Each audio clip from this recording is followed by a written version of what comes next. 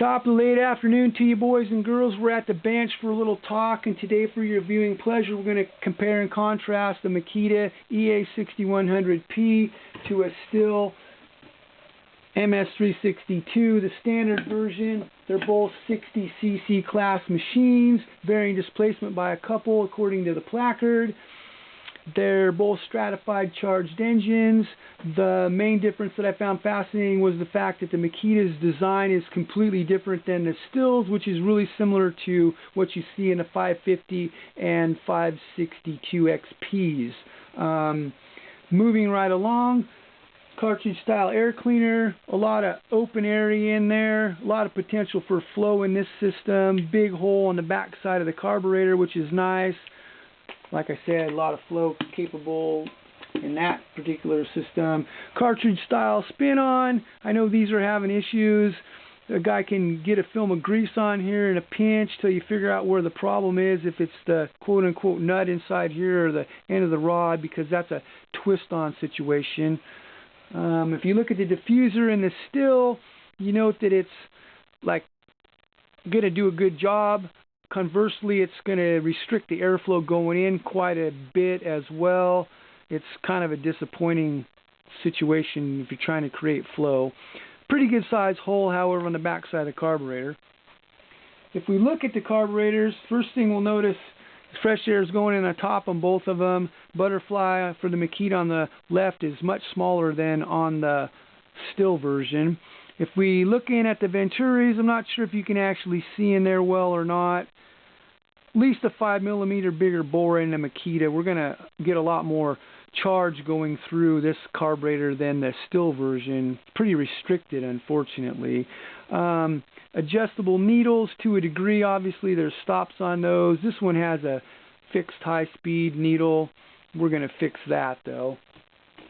If we look at the intake manifolds, some people call them intake boots. We'll notice here we go again with the differential in size. At least half again as big on the Makita versus the Stihl. I've said before, if a guy can get the Stihl to flow with the restrictive air capacity that it has with its design, and that's going to be saying something. But the really neat thing that I found was on the back side.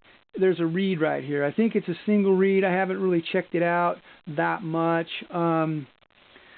by taking it apart, actually, but it's really cool. You think about the concept as the piston rolls over top dead center, starts pressurizing the crankcase, pushes this back, the pressure that is, and these reeds close, and then as the piston rolls through bottom dead center and starts creating suction as it's going up, they open. But think about that in concept when the engine's spinning at 13,000 RPMs. This thing's just fluttering. Like, it's amazing to me, the reed concept. Really cool, though. It works well. If we look at the pistons, we'll notice that this is a little bit lighter, the Makita version. Single ring design, less parasitic drag. Both are sporting dead ports. Back of the skirts don't look anything like each other. Big reliefs. The fresh air's coming in here on the Stihl design, which is about the same as the 562 and 550 XP Husqvarnas. They look the same, pistons do anyway. You also notice there's some pretty good amount of ghosting on this piston. And the tolerance is actually tighter in this piston and cylinder than in this one by a couple 10,000. So we'll get into that ghosting issue in a later video. Kind of just want to touch on it here a little bit. As a side note, this saw has at least a tank run through it with my mix oil. This saw has a half a tank ran through it with the Stihl Ultra. This is an M-tronic saw, however, and this one, obviously, I get to adjust the carburetor a little bit. So just a side note there.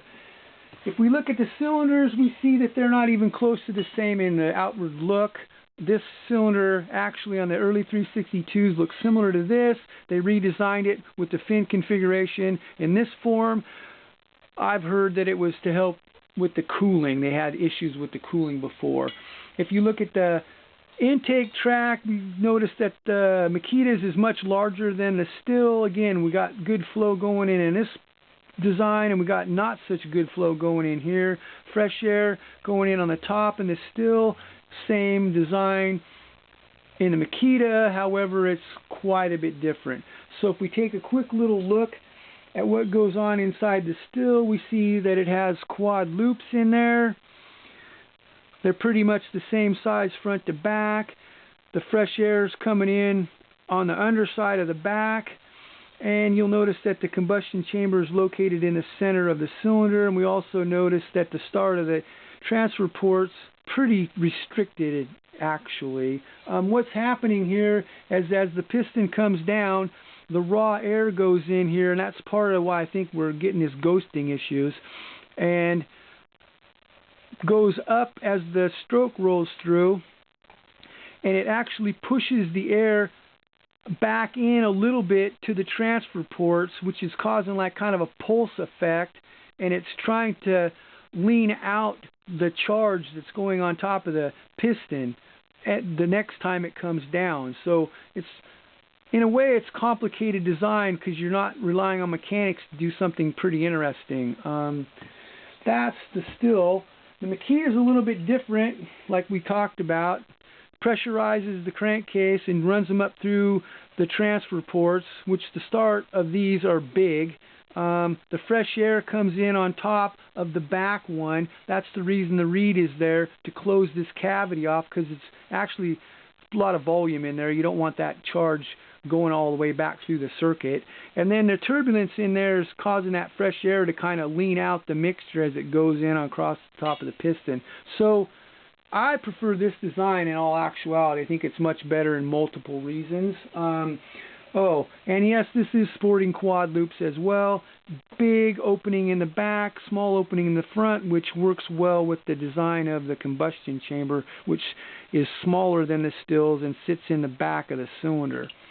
Now, if we look at the crankcases, we'll notice that the start of the Makitas, it's pretty small volume-wise, which means as soon as the pressure starts to build from the piston going down, it's going to start stuffing it up in the transfer ports. A little bit different. We have to be consistent with the design of the cylinder, so we've got the reliefs cast into the cases, and there's a lot of volume in here, which means there's going to be a lag time before the pressure actually starts forcing it through the transfer ports. Now, if we look at the muffler on the Makita and the Stihl, we'll notice that there's a lot bigger opening. If we can see down in there, half again as big of an opening on the Makita. It's just more restricted on the outlet, but a lot smaller hole in the Stihl, which is unfortunate.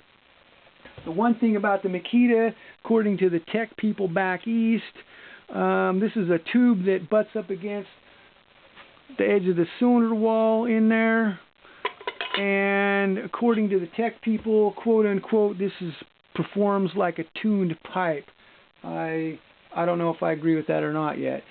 The Stihl comes with two versions of the muffler, a sealed style and an open style that the casing actually comes off. I prefer this style because it's lighter, but that's just me. Well, anyway, that's quite a bit of information that we talked about here. One of the reasons there's all these measuring devices, again, is we're getting into this ghosting a little bit heavier. We're going to try to show some similarities that happens in this particular version of the air injection system. And anyway, we did cover quite a bit of information. I hope that everybody found this informative. I'm thankful that you took the time to watch, and please have a blessed day wherever you might be on God's green earth.